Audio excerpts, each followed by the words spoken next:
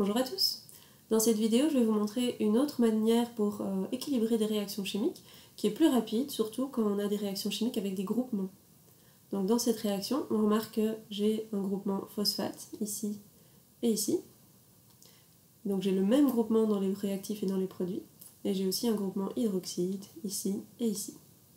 Donc quand les groupements sont les mêmes dans les produits et dans les réactifs, une méthode beaucoup plus simple, plus rapide et tout aussi efficace pour équilibrer ce genre de réaction sans faire tout un tableau comme on a fait la dernière fois, c'est de compter le nombre de groupements.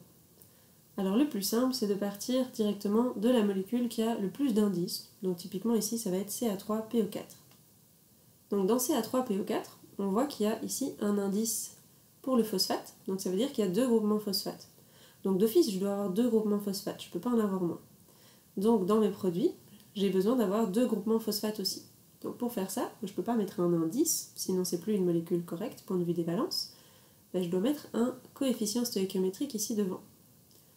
Et donc là, j'aurai le bon nombre de groupements phosphate, 2 dans les produits et 2 dans les réactifs. Alors ensuite, la deuxième chose qu'on peut observer ici, dans cette même molécule, c'est qu'il y a 3 calcium. Donc de toute façon, j'aurai 3 calcium, je ne peux pas en avoir moins que ça. Où est-ce que je retrouve des calciums dans les produits? Dans le CaOH2. Pour avoir 3 calcium, la seule chose que je peux faire, c'est mettre un 3 devant. Donc mon coefficient stéréométrique ici, ce sera un 3. Alors ça, qu'est-ce que ça impose? Ça impose deux nouvelles conditions. Ça impose que je dois avoir 3 fois 2 groupements OH, donc 6. Donc j'ai besoin de 6 groupements OH pour que ma réaction soit équilibrée. Donc je dois mettre un 6 ici devant le NaOH. Et alors on va voir si on n'a pas fait de bêtises. J'ai aussi imposé que j'ai besoin de 2 fois 3 Na, 2 fois 3 sodium.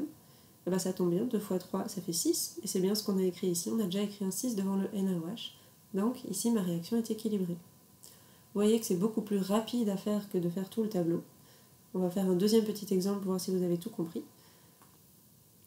Donc dans ce deuxième exemple, je pars de nouveau du composé où il y a le plus d'indices, donc celui-ci, le sulfate d'aluminium, il y a 2 aluminium et 3 sulfates, donc j'ai déjà deux choses qui sont imposées.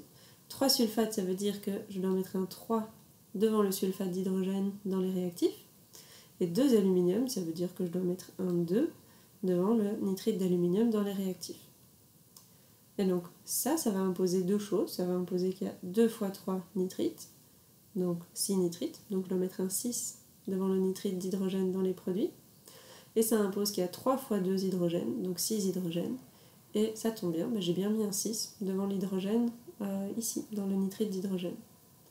Donc vous voyez aussi que cette manière de faire permet de vérifier que vous n'avez pas fait de bêtises, parce qu'il y a deux choses qui sont imposées à la fin, et qui doivent tomber juste avec le dernier coefficient stéréométrique que vous indiquez. Pour terminer, je vous propose un petit entraînement si vous voulez. Voici une dernière réaction du même type à équilibrer. Je vous propose de faire pause sur la vidéo, et je vous mets juste après la réponse.